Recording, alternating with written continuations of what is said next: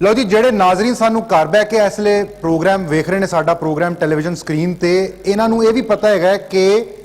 ਇਹ ਪ੍ਰੋਗਰਾਮ ਇਹਨਾਂ ਤੱਕ ਪਹੁੰਚਾਉਣ ਵਾਸਤੇ ਇੱਕ ਬੜਾ ਅਹਿਮ ਕਿਰਦਾਰ ਅਦਾ ਕਰਦੇ ਨੇ ਕੇਬਲ ਆਪਰੇਟਰਸ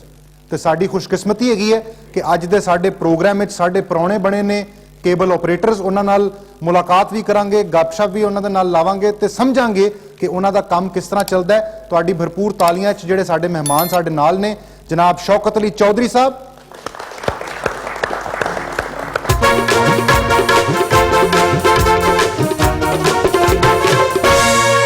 साडे नाल तशरीफ रखते हैं जनाब गुलाम साबिर साहब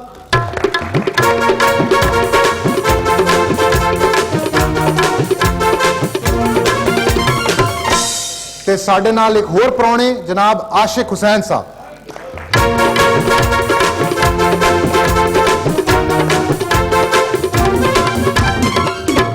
लो जी सब तो पहले तो तुहानू सारियां नू जी आयां नू कहने आ जनाब शुक्रिया तुहाडी बड़ी मेहरबानी तुसी वक्त कढिया जाहिर है कारोबार चों ते तुसी साडे प्रोग्राम विच तशरीफ लिआए ते साडे प्रोग्राम नू चार चंद तुसी लाए ने ਇਹ ਮੈਨੂੰ ਦੱਸੋ ਜੀ ਗੁਫ਼ਤਗੂ ਅਸੀਂ ਸ਼ੁਰੂ ਪੀਟੀਵੀ ਤੋਂ ਜ਼ਰਾ ਕਰੀਏ ਕਿ ਪੀਟੀਵੀ ਦੇ ਕਿਹੜੇ ਚੈਨਲ ਦੀ ਡਿਮਾਂਡ ਸਭ ਤੋਂ ਜ਼ਿਆਦਾ ਹੈ ਕਿਉਂ ਚੋਇਸ ਆ ਜ਼ਿਆਦਾ ਪੀਟੀਵੀ ਹੋਮ ਅੱਛਾ ਪੀਟੀਵੀ ਨਿਊਜ਼ और पीटीवी ਜਿਹੜਾ ਸਪੋਰਟਸ ठीक है बाकी ग्लोबल है दूसरा उन्होंने काटे चैनल बहुत डिमांड है ठीक है हुण तो स्पोर्ट्स की वजह वर्ल्ड कप भी हुण आ गया पीटीवी स्पोर्ट्स ਜਿਹੜਾ ਹੈਗਾ ਉਹ वर्ल्ड कप ਵਿਖਾ ਰਿਹਾ ਹੈ ਇਸ ਵਾਸਤੇ ਉਹਦੀ ਡਿਮਾਂਡ ਹੋਰ ਵੀ ਬਹੁਤ ਜ਼ਿਆਦਾ ਡਿਮਾਂਡ ਹੈ ਅੱਛਾ ਇਹ ਮੈਨੂੰ ਦੱਸੋ ਕਿ ਇਹ ਜਿਹੜੀ ਖੇਡ ਹੁੰਦੀ ਹੈ ਜੀ ਨੰਬਰ ਦੀ ਹਾਂਜੀ ਕਿ ਕਿਹੜਾ ਚੈਨਲ ਕਿਹੜੇ ਨੰਬਰ ਤੇ ਜਾਏਗਾ ਇਹ ਫੈਸਲਾ ਕੌਣ ਕਰਦਾ ਤੁਸੀਂ ਕਰਦੇ ਹੋ ਜਾਂ ਕੋਈ ਫੈਸਲਾ ਨਹੀਂ ਫੈਸਲਾ ਅਸੀਂ ਕਰਨੇ ਆ ਜਿਹੜੇ ਸੀਈਓ ਨੇ हर केबल सिस्टम का एक लाइसेंस पैमरा देंदी है ਉਹਦਾ ਸੀਈਓ ਹੁੰਦਾ ਜਿਹੜਾ ਮਾਲਕ ਹੁੰਦਾ ਉਸ ਕੇਬਲ ਦਾ ਉਹਨੇ ਫੈਸਲਾ ਕਰਨਾ ਹੁੰਦਾ ਕਿ ਕਿਹੜਾ ਚੈਨਲ ਕਿਹੜੇ ਨੰਬਰ ਤੇ ਚਲਾਉਂਦਾ ਉਹਦੇ ਵਿੱਚ ਫਿਰ ਆ ਕੇ ਜਿਹੜਾ ਕੋਈ ਚੈਨਲ ਅੱਛਾ ਹੁੰਦਾ ਉਹ ਸ਼ੁਰੂ ਚ ਆ ਜਾਂਦਾ ਜਿਹੜੇ ਕੋਈ ਉਸ ਤੋਂ ਜਿਤਨਾ ਚੈਨਲ ਦੀ ਡਿਮਾਂਡ ਹੈ ਨਾ ਉਹਦੀ ਡਿਮਾਂਡ ਦੇ ਹਿਸਾਬ ਨਾਲ ਚੈਨਲ ਸੈਟਿੰਗ ਹੁੰਦੀ ਤੇ ਯਾਨੀ ਜਿਹੜੇ ਜ਼ਿਆਦਾ ਪਪੂਲਰ ਚੈਨਲ ਨੇ ਉਹ ਪਿਛਲੇ ਨੰਬਰਾਂ ਜੀ ਪਿਛਲੇ ਨੰਬਰਾਂ ਤੇ ਅਗਲੇ ਨੰਬਰਾਂ ਤੇ ਜਿਹੜੇ ਘੱਟ ਨੇ ਬਿਲਕੁਲ ਜੀ ਤੇ ਪੀਟੀਵੀ ਕਿਹੜੇ ਨੰਬਰ ਤੇ ਚੱਲ ਰਿਹਾ ਜੀ पीटीवी 19 नंबर पे चल रहे हैं 19 नंबर पे अच्छा ਤੁਹਾਡੀ ਕੇਬਲ ਤੇ 19 ਨੰਬਰ ਤੇ ਚੱਲ ਰਿਹਾ ਸ਼ੁਰੂ ਤੋਂ ਬਿਲਕੁਲ ਠੀਕ ਹੈ ਤੇ ਇਹ ਪੀਟੀਵੀ ਹੋਮ ਤੇ ਪੀਟੀਵੀ ਸਪੋਰਟਸ ਤੇ ਬਾਕੀ ਚੈਨਲਸ ਨਾਲ ਹੁੰਦੇ ਨੇ ਕਿ ਇਹਨਾਂ ਨੂੰ ਤੁਸੀਂ ਡਿਵਾਈਡ ਕੀਤਾ ਪੀਟੀਵੀ ਹੋਮ ਜਿਹੜਾ ਹੈ ਉਹ 19 ਨੰਬਰ ਤੇ ਵੀ ਹਾਂ ਪੀਟੀਵੀ ਸਪੋਰਟਸ ਹੈਗਾ 32 ਨੰਬਰ ਤੇ ਠੀਕ और स्पोर्ट्स के चैनल ਦੇ ਨਾਲ ਅਸੀਂ ਬੁਕੇ ਬਣਾਏ ਨੇ ਸਪੋਰਟ ਚੈਨਲ ਇਕੱਠੇ ਡਰਾਮੇ ਵਾਲੇ ਇਕੱਠੇ और पीटीवी नेशनल है पीटीवी वर्ल्ड है पीटीवी ग्लोबल है और तकरीबन 6 चैनल ने और पीटीवी का एक अपना नाम है और ड्रामे जोड़े ने वो बहुत पसंद किए जाते हैं मेरा ख्याल कि जिस मर्जी नंबर से हो जिन्हें पीटीवी देखना उन्हें पीटीवी देखना है क्या बात पीटीवी तो एक मां इस इंडस्ट्री दी बेशक क्या एक बेस है अकैडमी है इथों काम शुरू होया ते अज एक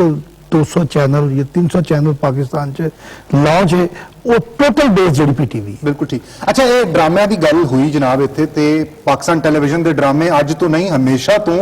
दुनिया भर च वेखे जाते हैं ते पसंद किए जाते हैं ते जिहड़ी नस्ल अज दी हैगी है इन्हां नूं भी जे वो पुराने ड्रामे कदी वेखण नूं मिल जाण तो बड़े शौक नाल उहनूं वेखदे ने ते जिस तरह तुसीं अपने चैनल ਜਿਹੜੇ ਮੁxtਲਿਫ ਤੁਹਾਡੇ ਚੈਨਲਸ ਨੇ ਉਹਨਾਂ 'ਚ ਫਿਲਮਾਂ ਵੀ ਵਿਖਾਉਂਦੇ ਹੋ ਜਿਹੜੇ ਦੂਜੇ ਡਰਾਮੇ ਨੇ ਉਹ ਵੀ ਵਿਖਾਉਂਦੇ ਹੋ ਤੇ ਕਦੀ ਫਰਮਾਇਸ਼ ਹੁੰਦੀ ਹੈ ਕਿ ਕੋਈ ਪੀਟੀਵੀ ਦੇ ਪੁਰਾਣੇ ਡਰਾਮੇ ਵੀ ਚੈਨਲਾਂ ਤੇ ਵਿਖਾਏ ਜਾਣ ਹੁੰਦੀ ਹੈ ਕਿਸੇ ਟਾਈਮ ਤੇ ਕੁਝ ਲੋਕ ਐਸੇ ਨੇ ਜਿਹੜੇ ਪੁਰਾਣੇ ਡਰਾਮੇ ਸੀ ਜਿਹੜੇ ਪੀਟੀਵੀ ਤੋਂ ਇਲਾਵਾ ਕਿਸੇ ਹੋਰ ਜਗ੍ਹਾ ਤੋਂ ਨਹੀਂ ਦਿਖਾਏ ਜਾਂਦੇ ਤੇ ਮਾਰਕੀਟ 'ਚੋਂ ਰਿਕਾਰਡਿੰਗ ਮਿਲਦੀ ਮੇਰੇ ਤੇ ਖਾਸ ਏਰੀਆ ਦੇ ਵਿੱਚ ਡਿਮਾਂਡ ਹੁੰਦੀ ਹੈ ਤੇ ਮੈਂ ਤੇ ਦਿਖਾਣਾ ਕੀ ਬਾਤ ਇਹਦੇ ਬਾਰੇ ਮੈਂ ਵੀ ਕੁਝ ਕਹਿਣਾ ਚਾਹ ਰਿਹਾ ਕਿ ਬਹੁਤ ਜ਼ਿਆਦਾ ਡਿਮਾਂਡ ਔਰ ਲੋਕ ਕਹਿੰਦੇ ਨੇ ਕਿ ਪੁਰਾਣੇ ਡਰਾਮੇ ਸਮੁੰਦਰ ਤਨਹਾਈਆਂ ਹਵਾएं यानी बहुत अच्छे ड्रामे ने असी खुद मैंने याद है कि जिस वक्त बाजार जाइदा सी बाजार च इन्ना को रश इन्ना को रश होया हुंदा सी जिद्दे टीवी लगा हुंदा सी black and white TV colour TV ते शायद बाद च आए ने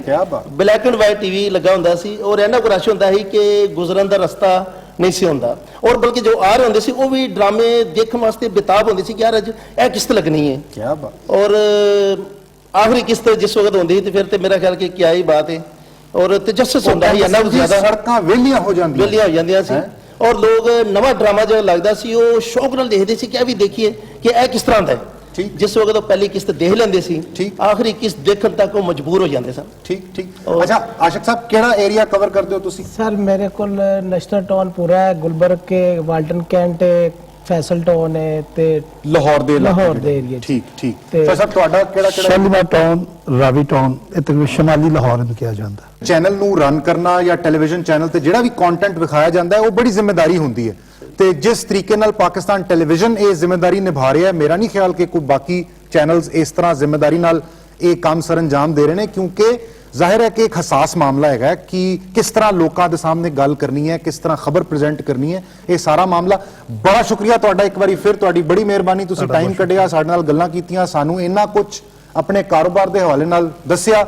ਅੱਲਾਹ ਤਾਲਾ ਤੁਹਾਨੂੰ ਬਹੁਤ ਸਾਰੀ ਕਾਮਯਾਬੀ ਦੇਵੇ ਤੁਹਾਡੇ ਕਾਰੋਬਾਰ ਵਿੱਚ।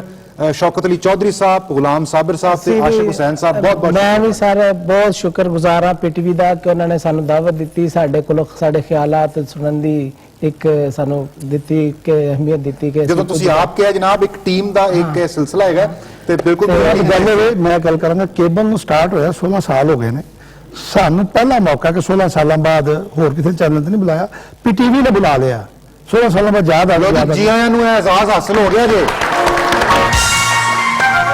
ਇਹ ਫੁੱਲਾਂ ਦਾ ਨਜ਼ਰਾਨਾ ਹੈਗਾ, ਇਹ ਤੁਹਾਨੂੰ ਯਾਦ ਕਰਾਉਂਦਾ ਰਹੇਗਾ ਕਿ ਤੁਸੀਂ ਪਾਕਿਸਤਾਨ ਟੈਲੀਵਿਜ਼ਨ ਦੇ ਪ੍ਰੋਗਰਾਮ ਜੀ ਆਇਆਂ ਨੂੰ ਤੇ ਵਿੱਚ ਆਏ ਸੋ। ਬਹੁਤ ਸ਼ੁਕਰੀਆ। ਇਹ ਤੁਹਾਡੇ ਵਾਸਤੇ,